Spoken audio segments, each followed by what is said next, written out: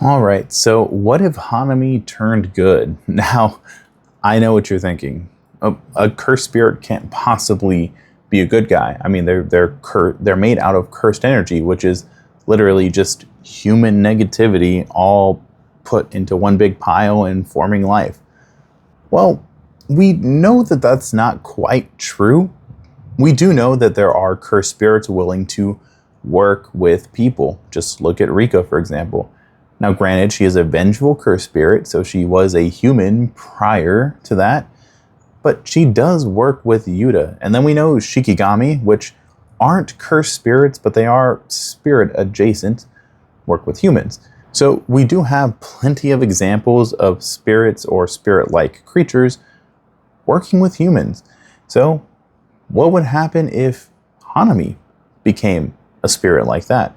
Well, that's what we're going to be diving into in this kind of more discussion-based what-if idea. I do have a fully written story and stuff like that in here. I might post a link to it so that you can read or read along with me, but I'm going to be mostly off the top of my head with a little bit of pointers from this here script. Now, you can have several different points where this would make sense, but for this scenario, we're going to be covering the Night Parade of 100 Demons. So this is going to be following that night strictly after Yuta defeats Geto and Gojo ends up, doing his thing. Yuta ends up saying goodbye to Rika, all that jazz. Hanami is going to be spurred to action specifically by Yuta having destroyed a large portion of the forest next to Jujutsu Tech. Being a spirit of the forest and being fed up of humans always treating the earth so badly, Hanami is going to confront the sorcerers. Now, this is a younger Hanami. We don't know how old Hanami is, but we're just going to say that this is a pretty young and naive Hanami before they met Jogo, so they don't have this whole cursed spirits are better than humans, blah, blah, blah, blah, right?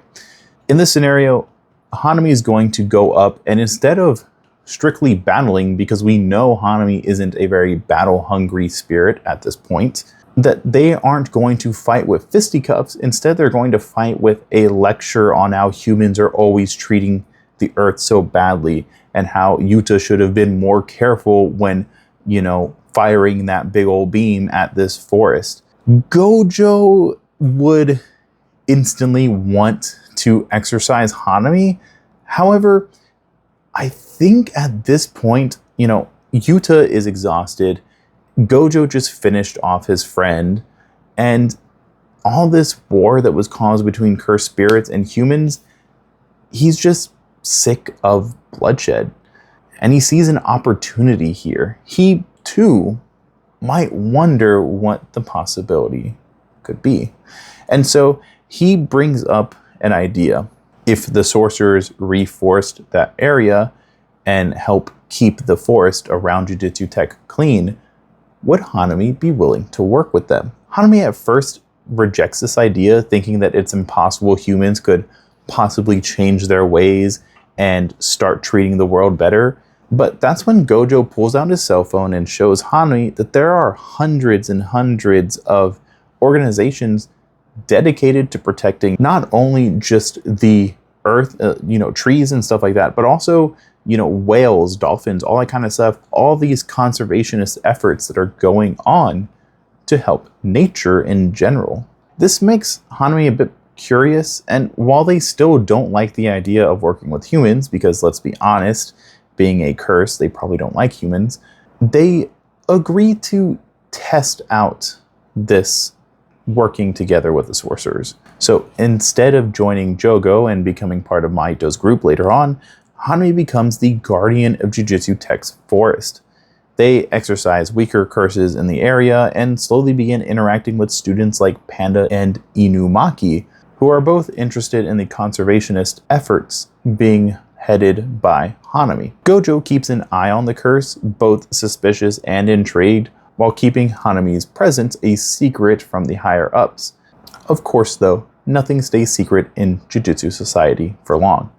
Principal Yaga eventually learns about Hanami. He's cautious and doesn't like the idea, but trusts Gojo's judgment. Once Gakuganji finds out, though, he immediately sentences Hanami to execution, or exercising, whatever. 2 sorcerers are dispatched, Mei and Aoi Todo. For Mei, it's an easy paycheck. For Todo, it's a chance to fight something strong. And I could even see Gakuganji throwing in a, well, I'll promote you to grade 1 if you take down this cursed spirit. They strike when Gojo and Yuta are away, knowing that they can't possibly take those 2 on. Hanami is tending to flowers with Inumaki when the strike begins. Mei would open the fight with a bird strike, intending to take down the curse instantly. However, Inumaki would jump in with cursed speech and divert the attack. Todo then jumps in, itching for combat. Hanami tries to hold back, but once it's clear they're in danger of being exorcised, they start to go all out. They quickly unleash their second arm and start unleashing torrents of roots and spikes to drive away the enemy. Todo and Mei push back though with relentless close quarters combat and crows raining from the sky. Inumaki helps, but the effort wrecks his throat, and just as Hanami is about to fail though, Panda and Yaga arrive to intervene. Mei accepts a bribe to withdraw, and Todo admits that he really just wanted a real tough fight, which Hanami is kind of disgusted by. Hanami, though, demands compensation in the form of more reforestation, and Gojo picks up the responsibility for that, but also insists that Hanami start joining sorcerers out on missions. Hanami resists, but Gojo argues they'll need strength to protect themselves and experience to broaden their horizons. Reluctantly, Hanami agrees with one condition, and that's that after every successful mission, Gojo has to plant a new forest. I just imagine it really funny scene where Gojo's on his phone trying to look for like land that you can just plant forests on. Anyways, by the time the main story begins, Hanami is a hidden ally at Jujutsu Tech. They're kind of a open secret, if you will. They don't show up in the Fearsome Womb arc, but their presence is mentioned here and there, just like Yuta and Akari both being off screen. That said, when the Kyoto students make their first appearance to threaten Megumi and Nobara, Hanami isn't far behind, already knowing Todo's tricks. Megumi panics at the sight of a special grade curse, but Todo, on the other hand, is ecstatic, wanting to have a rematch. Hanami warns Todo to behave, which of course only excites him anymore. The two end up briefly clashing in a violent but respectful show of strength before Inumaki and Panda intervene. After the fight is broken up, for the first time Hanami realizes they enjoyed the fight, the thrill of battle. They bring this up to Gojo, who encourages them to explore that feeling, and that's how Hanami ends up paired with Yuji for training, setting the stage for the Mahito arc. Hanami ends up joining Yuji and Nanami in the cinema case. Nanami doesn't really like this development, but Gojo insists, and by insist he means leaves Hanami there and disappears. When the group encounters transfigured humans, Hanami doesn't hesitate. They end things quickly, bluntly telling Yuji that they're not curses, but instead humans. Nanami worries this will weigh on Yuji, but Hanami argues he needs to face the truth eventually. Still, they do take into account the boy being rather young and promises to use their field of flowers on Yuji if things get a little too intense for the boy. When Nanami splits the team, Yuji and Hanami tail Junpei. Along the way, they bond over their somewhat similar circumstances. Both work for Sorcerer Society despite being distrusted by the higher-ups. Yuji insists they'll prove the old geezers wrong, something Hanami can't help but feel a little bit of respect for. When it comes time to test Junpei, Hanami bluntly walks over and asks if he was at the cinema, and the boy actually responds, proving that he can indeed see cursed spirits. It almost blows the whole investigation though, but Yuji runs in and smooths things over as he normally does. Junpei is shocked to learn Hanami is a curse, and even compares Yuji and Hanami to himself and Mahito. Hanami, however, warns him that most curses aren't very benevolent in the same way they are, and then makes it clear that they aren't a teacher for Yuji, but more like a babysitter. This makes Yuji pout, while Junpei and Hanami laugh at his expression, but as we all know, that sort of levity doesn't really last in Jujutsu Kaisen. Events escalate like in canon. Junpei is manipulated into attacking a school, and this time, Yuji and Hanami confront him together. Hanami tries to restrain Junpei with roots, but Yuji insists on reaching him with words, and just when it seems possible, Mahito appears. Hanami instantly recognizes that this is the real mastermind behind all the events that have been unfolding, and they jump in to protect Junpei, but Mahito's idol transfiguration lands briefly, leaving large amounts of burns across the boy's body. Hanami tells Yuji to retreat with Junpei, but Mahito expected that and left a small army of transfigured humans waiting below. The fight splits, with Yuji having to defend Junpei against the transfigured humans, and Hanami having to fight off Mahito up top. Hanami uses their roots to distract Mahito, whilst using cursed buds to attempt to drain the enemy of their cursed energy. However, the human curse mocks them for siding with humans while creating a clone to get rid of the cursed buds. The fight escalates until Nanami arrives. Together, Nanami and Hanami, which is a funny duo, pressure Mahito into using his newborn domain expansion. Hanami responds with their own domain, which is just strong enough to clash. After Nanami strikes Mahito and breaks the domain, Hanami's cursed buds latch onto him, nearly ending the fight. But Mahito, being the trickster he is, manages to escape. In this scenario, Junpei ends up surviving, but he is scarred and will need lots of time to recover. Yuji is racked with guilt, but Hanami reassures him. Still, both realize the truth. Some curses, like Mahito, can't be reasoned with. Mahito returns to report on his battle with Hanami and Yuji. Jogo refuses to believe a curse of any kind would side with humans. Geto confirms it, but dismisses them as irrelevant. Mahito disagrees, vowing to crush them personally. Jogo, for his part, wants to meet this so-called curse who joined Jujutsu Society. Meanwhile, Hanami debriefs with Gojo.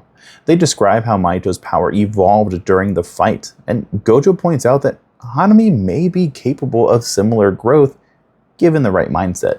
Going into the Kyoto exchange event, Hanami mostly observes, but when a horde of cursed users and curses attack, they are stopped from helping by none other than Jogo. Jogo tests them by summoning mini volcanoes, mocking the idea of siding with humans. Hanami dodges and replies that humans can help restore the world. Jogo, however, pushes back that curses are the true humans, and launches a fiery assault. Jogo's flames burn the forest and even a bit of Hanami, but he's still injured from Gojo and isn't able to exercise his target. Hanami retaliates with roots and buds, the fight evening out until both are forced to unleash their domains. Hanami's isn't as refined though. They're about to lose when Gojo intervenes, Hollow Purple tearing through the battlefield and breaking the domain clash. This forces Jogo to retreat, and Hanami chooses to check in on the others instead of pursuing him. The sorcerers win, but at a heavy cost. The forest is scorched, Mahito escapes with cursed objects, and several students have been injured by grade 1 and 2 curses. Also want to note that at this point, Yuji and Todo have had a pretty similar fight, except this time it was against 2 finger bearers instead of one very powerful special grade curse. Hanami partially blames themselves for being unable to help. They vow to grow stronger, not just for nature this time, but for their allies. After the exchange event, Hanami trains relentlessly, refining their domain and preparing for what's to come next. But a question lingers. If they, a curse, can coexist with humans, can others? Or are they truly alone? Determined to find an answer, Hanami leaves on a solo mission, searching for other spirits who might walk the same path. And that's where we're going to be leaving things for now. If you enjoyed this scenario, consider leaving a like and maybe even subscribing, and consider leaving a comment down below on what you think might happen next. Is Hanami going to be able to bring a curse to their side? Or are they doomed to be alone from the start? And what does the Shibuya incident look like in this scenario? All of which I'm excited to explore in the next episode. One thing I do want to say before I let you guys go in this kind of post-show talking that I like to do, because the disaster curses are now 3 instead of 4, I am considering adding a new curse. Honestly, the easiest curse would be the smallpox deity, strictly because of the point that there's a disaster curse of fire, of water, and then, disease. I think that kind of fits the disaster motif of the disaster curses. So smallpox deity is probably the best fitting canon curse. You can also just artificially boost their numbers with like a Kuchisaki Onna or so on and so forth. But I just don't see that happening, and I don't know if Onna would have enough time to reincarnate. I think they're a lot more likely than some other curses, but because they're strictly imaginary, but you never really know. That said, I've also considered making a new solo character for this, but they would really only show up during Shibuya, so it's up to you. Do you guys want Smallpox Deity to join the cast of the disaster curses, or should it be a different curse? Maybe a curse of pestilence or a curse of storms, Susanoo, whatever. Let me know in the comments below. With that said, I think that's it for now. You guys have a good day or night wherever you are. Bye-bye.